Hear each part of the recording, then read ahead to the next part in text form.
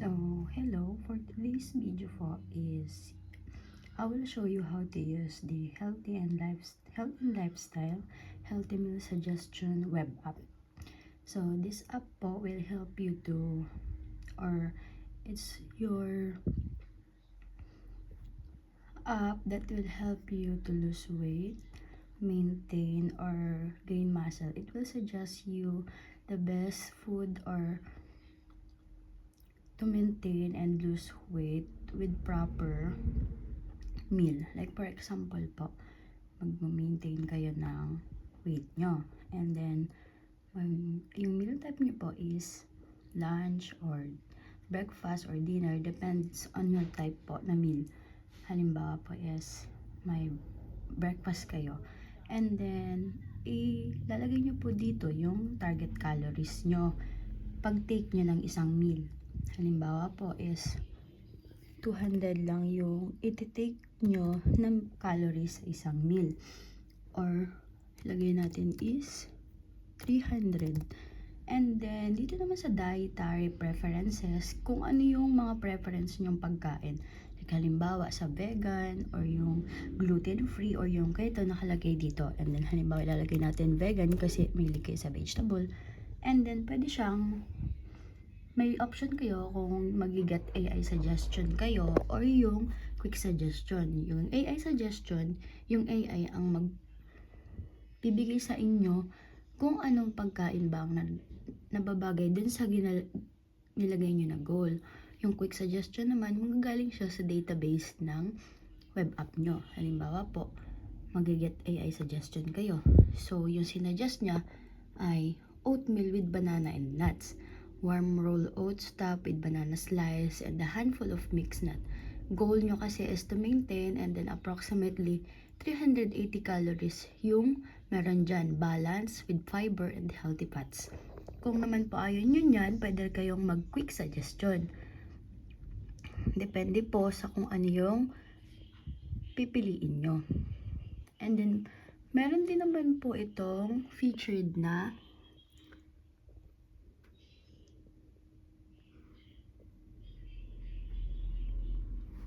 meron po siyang meal planner. Sa meal planner naman po, dito natin pwedeng ilagay yung whole week na plan natin. Dito po is malalaman natin kung ilang meals plan ang meron tayo. Dito naman po is yung total calories natin sa isang linggo and yung average po natin per day. Halimbawa po, ito po ay AI generated. Mag-generate siya ng week.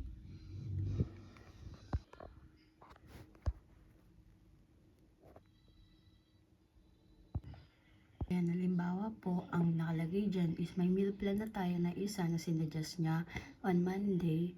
And then, ito po ay Vibrant Kona and Black Bean Salad. Meron po siyang 305 calories and 44 average per day. And then, iintayin nyo lang po yan hanggang sa ma-fill nyo lahat yung hanggang Sunday kasi nag-generating yung meal plan pa siya. Then, back to suggestion po tayo. Meron din dito na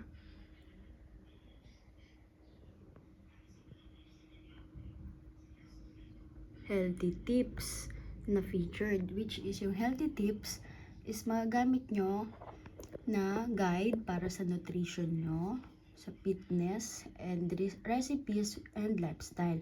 Dito po sa nutrition, yung mga balance plate principle, like for example, 50% vegetable and fruits, 25 whole grain, 25% protein, and healthy fats.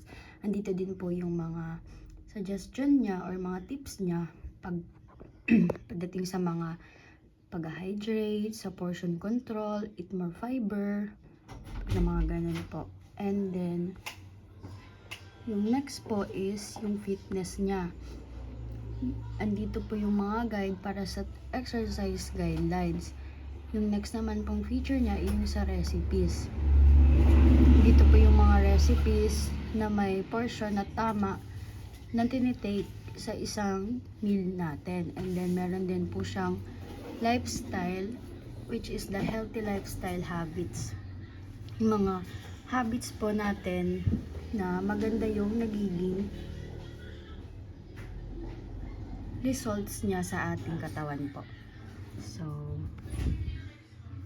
magba-back to home na po tayo, and then makikita ulit natin yung may get AI suggestion and quick suggestion. That's all.